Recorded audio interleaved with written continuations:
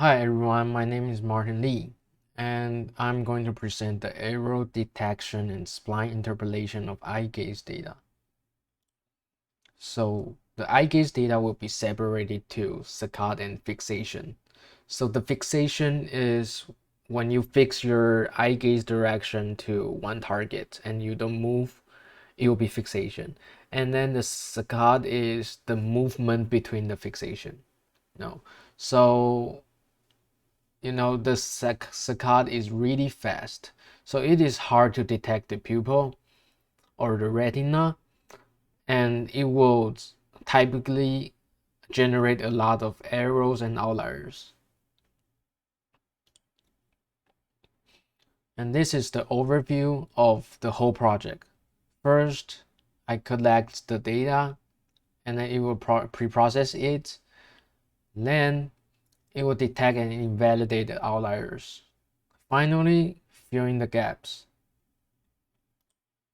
So during the data collection, look at the scene. There has four people,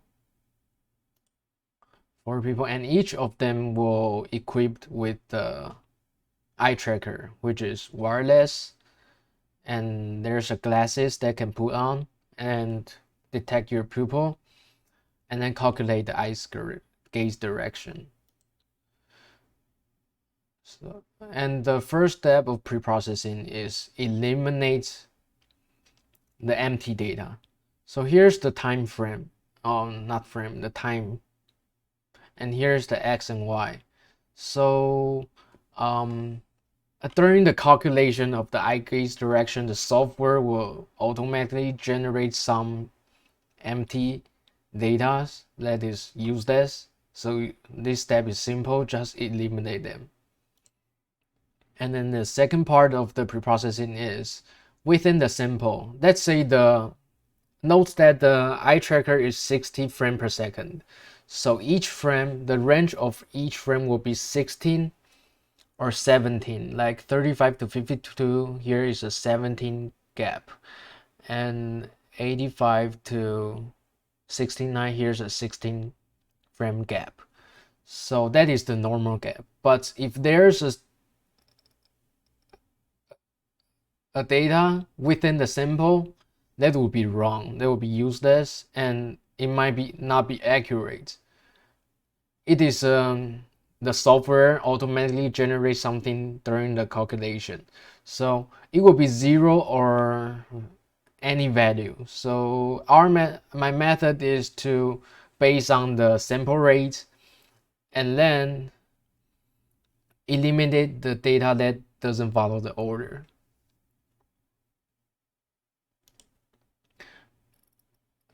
And the next step is to detect the outliers and eliminate them. We could say it is invalidate because you will keep the time frame but take out the value. All right, and as you can see, here's a lot of peaks, and after the process it will be like this. So the peak is disappear, and my method is using z-score. So for each frame it will have a z-score. It is based on the 2000 nearest frames.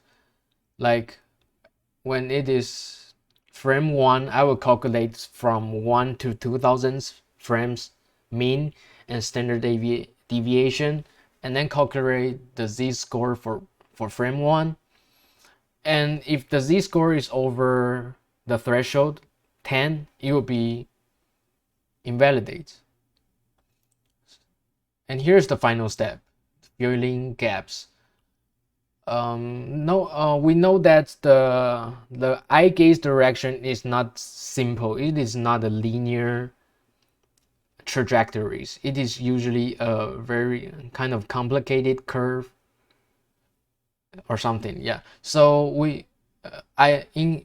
over here I utilized cubic-spline interpolation that we have done in the homework, and as you can see, the result is pretty decent.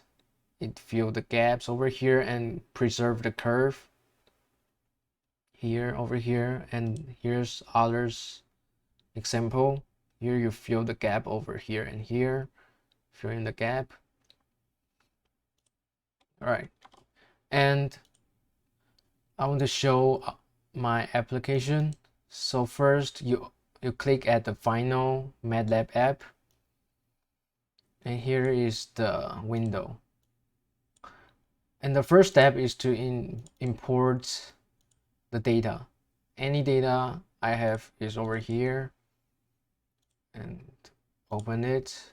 So it will say load successfully. So you can see here's the time frames and X and Y.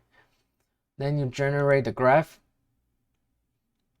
and here's a lot of peaks. So you click the detect and eliminate, and here's the processing. After it's done, it will show completed. And as you can see here, the peaks is disappear. And you can also click as many times as you want.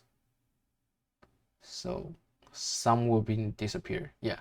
And here is to mark the missing data. So for example, here's the frame 32 to frame 36 is missing. Here's the frame 178 to 181 is missing. So when you click fill gaps, you'll see the gaps being filled. All of the gaps are being filled using the cubic-spline interpolation. So when you get back to mark gaps, you'll find no gaps. Okay, so this is the result of my method. Thanks for your listening.